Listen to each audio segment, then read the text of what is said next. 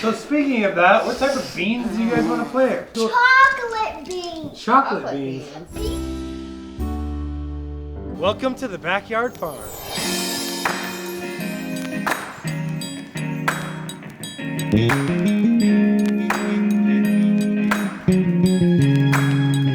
We were doing water balloons out here. They were doing water balloons. And we were throwing them at Dad. We just had a little water balloon fight. What did you guys think of the water balloon fight? Having fun? Having fun? Did you guys want to do a little garden work today? Well, we had to wait for the sun to go down so that it wasn't as hot for one thing specifically. Do you remember what it is? Praying mantis, because I got praying mantis? I love using beneficial bugs in the backyard instead of pesticides. Working with Mother Nature instead of against Mother Nature. I got multiple different types of beneficial bug that we're gonna drop. I got so many bug bites on my back. Nobody likes mosquito bites. We're allergic to them. I got 3 on my back. So yeah, with that being said, Lydia, we gotta hurry up and we gotta get these bugs out before the mosquitoes come, huh? That's for sure. Yeah. All right, guys. Well, what do you think? Should we drop some bugs? Yeah! Let's go. Oh no! I'm lost! The Cucumaris, which is a beneficial type of spider mite. Orius insidious, which is a pirate bug. Amblyus andersoni. So those are all beneficial soil mite and predator. Another couple things that we've got is the fly exterminator, praying mantis eggs. Each pod has about 100 to 150 eggs, and I have 5 pods here. Ladybug bags, green lacewing eggs. Green lacewings are one of the most rapid spider mite as well as aphid predator that you can introduce into your garden. The most important thing about introducing any of these types of beneficial bug is doing it often with the same type of beneficial bug, so that way you can establish the generations, because bugs, just like people, have multiple life phases. I like to make sure that I'm throwing down multiple different varieties, but also at different times in the year to establish their population best. You just basically go around and sprinkle, especially in areas where you've got a lot of plant diversity and you've got any types of bugs that can end up attracting any type of spider mite. They want you to drop it onto your plants so that way it can hit the leaf surface,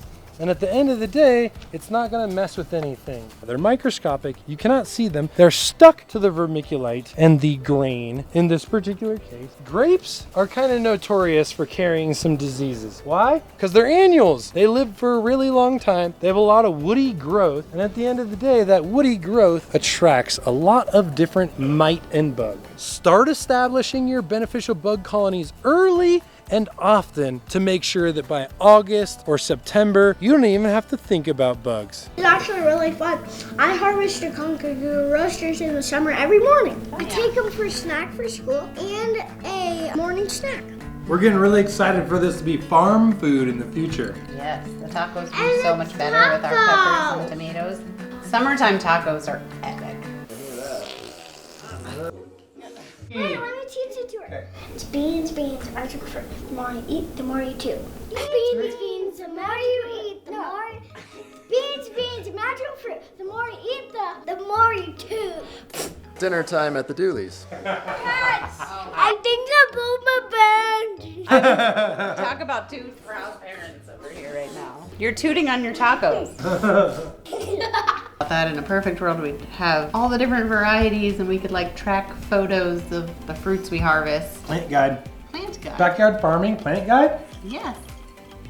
Investors? Possibly you! She's been coming up with some really cool little companion planting charts. And Different plants that are ideal for certain types of trellis systems. So you can do a lot of different vertical training with plants, but certain ones are best for certain structures. So it really depends what you're growing and how you should create its climbing apparatus. you know, speaking of, it might be time to plant some bean seeds. In the corn beds. What do you think? What's the date? Like the 13th, 12th? 12th? What day is it? I said in the corn planting video, I said I was coming back along and planting beans and squash. Should we plant some beans? Do we have magical beans? So speaking of that, what type of beans do you guys want to play? Chocolate beans. Chocolate beans. Those might exist, who knows? The loudest. We opened a can of worms with that one. The more you eat, The more you chew.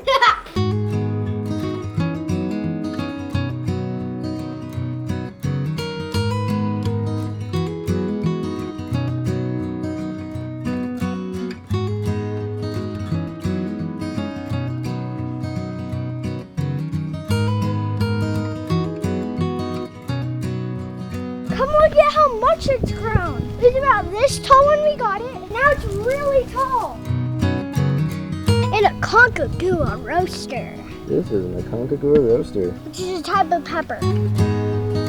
Release some ladybugs. They're not zipped. Zip them. It's hard to wrangle the kittens over here. The kittens. So Tegan, what do you think? Should we plant some more corn? Yeah. Probably one of the most mind-blowing foods that came out of the backyard farm for, oh my gosh, this is not like anything you get from the grocery store. What do you think about the fresh corn, buddy? Great. So we're gonna go ahead and we're gonna plant some of it. The cool thing about these seeds is they are dehydrated. I like to go pretty tight on these. Normally, when I plant, I make a little row, make sure to do a little furrow. Squash of choice for this bed is the Gold Rush squash. What is your favorite squash variety? I'd love to hear down below. Squashes are one of those things that can make growers fall in love with growing. They get huge, super easy, and you can pull 18-inch long squash off of an average garden. I don't know what it is about squash, but they're just really fun. The three sisters completed today with not only the sprouted corn, also having the addition of the pole beans and the bush beans, but also the varieties of squash. I think that was the last seed for the beans for the season. I'm really excited to have those sown a little bit different spacing and a little bit different timing than the corn, and especially compared to all the other years. What are your favorite companion plants in the garden, and how do you space them out to maximize what they're helping each other with? Thank you very much, Tate Backyard Farming Supply.